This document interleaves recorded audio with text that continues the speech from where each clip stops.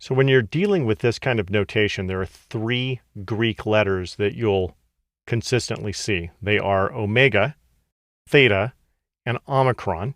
Omicron is better known as O, as in big O. And big O is the one, of course, that you're going to see most often. So to explain this, I'm just going to bring up an array. Let's say we're going to build a for loop to iterate through this array until we find a particular number.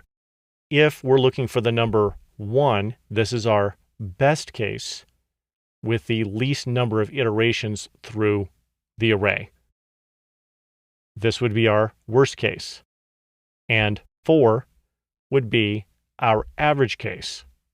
So this best case is represented with the Greek letter omega.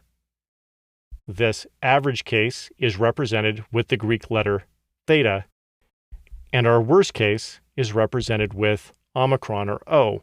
So big O is always going to be worst case.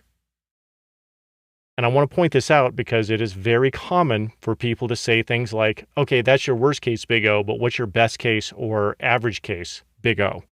Well, technically there is no best case or average case big O. That would be omega or theta. So when we measure big O, we are always measuring worst case.